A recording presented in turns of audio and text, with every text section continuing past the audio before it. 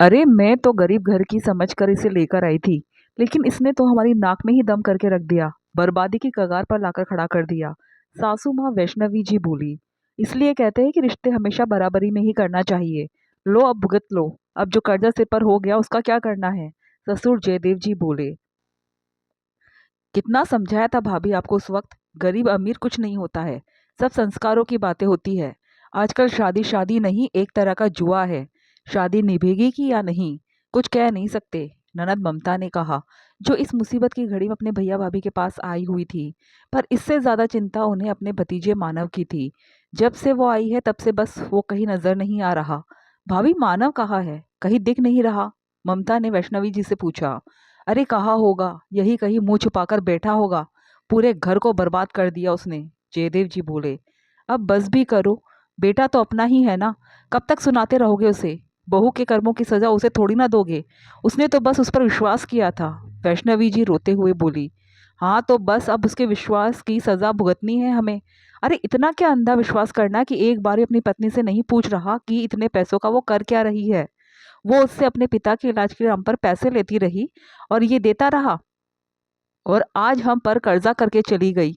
ऊपर से कोर्ट कचहरी के चक्कर हो गए वो अलग। अब कहाँ ढूंढे उसे, पूरा परिवार ही गायब हो गया। क्या करूं, कुछ भी समझ में नहीं आ रहा है मुझे तो। जयदेव जी अपना सिर पकड़कर बोले। भैया आप शांत हो जाओ, कहीं आपकी तबीयत ना बिगड़ जाए। अभी मानव को आ जाने दो, फिर बात करते हैं क्या करना है, फिर बैठकर डिसाइड कर लेंगे। ममता उन्हें समझाते हुए बोली। ये सब देखकर ममता भी सोच में पड़ गई। कहा तो अभी एक साल पहले भतीजे मानव की शादी की शहनाइयां घर में गूंज रही थी, और कहा अभी घर में अजीब सी शांति पसर गई है। एक साल पहले ही मानव की शादी रक्षा के साथ हुई थी। आजकल समाज में तलाक के केस बहुत ज्यादा बढ़ गए हैं। आए दिन के किस्सों को सुन सुनकर वैष्णवी जी ने यह फैसला लिया कि वो गरीब घर की लड़की को अपने घर की बहू बनाकर लेकर आएगी। हालांकि तब ममता और जयदेव जी ने समझाया भी था, संस्कारों का अमीरी गरीबी से कोई लेना देना नहीं होता। शादी बराबरी में हो उतना ही बेहतर है। नहीं नहीं, सब कहने की बातें होती है। जितने अमीर घराने की पढ़ी लिखी लड़की होगी, उतना ही कोर्ट कचहरी के चक्कर लगवा देती है। इससे अच्छा तो किसी गरीब घर की बेटी को बहू बनाकर ले आओ। उसने अपने मायके में इतना पैसा तो देखा नहीं होता है, तो उसे पैसे की कद्र भी होती है। ममता और जयदेव ने उन्हें खूब समझाने की कोशिश की, पर वो मानी नहीं। और आखिर रक्षा को मानव से ब्याह कर अपने घर में बहू बनाकर ले आई। शुरू शुरू में तो सब ठीक ही रहा। रक्षा ने भी सबका विश्वास जीत लिया। लेकिन शादी के 4 महीने बाद ही वो अपने पापा की तबीयत का बहाना कर मानव से पैसे लेने लगी। मानव को शादी से पहले से ही ये बात पता थी कि रक्षा के पापा की तबीयत ठीक नहीं रहती, क्योंकि जब भी वो उससे फोन पर बात करती थी तो वो अपने पापा की तबीयत का जिक्र जरूर करती थी। इसलिए मानव ने भी अपने पापा से पूछे बगैर उसे पैसा देना शुरू कर दिया। आखिर अब तो वो घर की ही थी। किसी महीने 20,000 ले लिए तो किसी महीने 25,000 रुपए। काम अच्छा चलता था, इसलिए मानव ने भी ज्यादा ध्यान नहीं दिया। जब उसके मायके उसके मम्मी पापा से मिलने जाता तो वो लोग भी खुशी खुशी उसका स्वागत करते थे। लेकिन अभी पिछले महीने की ही बात थी। एक बड़ा कंसाइनमेंट हाथ लगा था, जिसके लिए काफी पैसों की जरूरत थी। जयदेव जी ने अपने बड़े भाई को फोन किया कि गांव वाली जमीन का सौदा कर दे और उसके बदले उन्हें पैसा दे दे।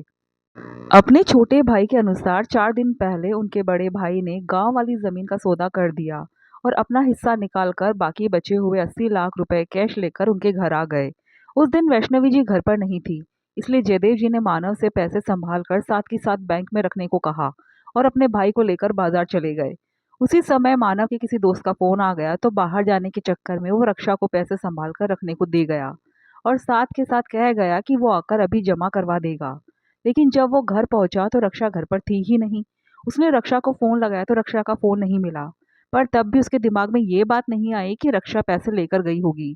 उसने उसके मायके भी फोन लगाया, लेकिन किसी ने फोन तक नहीं उठाया। जब जयदेव जी घर पर आए तब उन्हें मानव ने बताया कि रक्षा घर पर नहीं है। इधर आस पड़ोस में सब तरफ देख लिया, लेकिन वो मिली ही नहीं। जब मानव ने ये बताया कि उसके मायके भी कोई फोन नहीं उठा रहा, तब ताऊजी ने कहा, मानव बेटा तुमने बैंक में पैसे जमा करवा दिए थे। नहीं ताऊजी, मैं जल्दबाजी में निकला था, इसलिए पैसे नहीं जमा करवाए। पर अभी इन बातों का क्या तुक है, रक्षा तो घर पर नहीं है।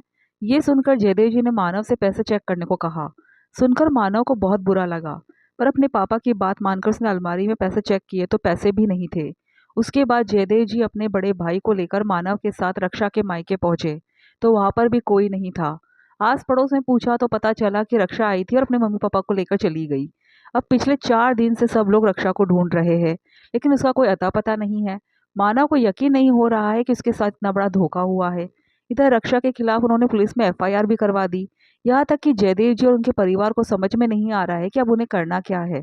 पैसों का नुकसान हुआ, सामाजिक प्रतिष्ठा का नुकसान हुआ, पारिवारिक मूल्यों का नुकसान भी हुआ। मानव अभी तक इसी सदमे में है कि आखिर रक्षा उसकी पत्नी थी। उसके माता पिता को उसने अपने माता पिता माना, इसलिए उनके इलाज के लिए भी वो अपने पास से पैसे दे रहा था। तो क्या पत्नी पर विश्वास करना गलत था? इस कहानी का अंत क्या है ये मुझे नहीं पता, क्योंकि यह आजकल कई घरों की सच्चाई बन चुकी है।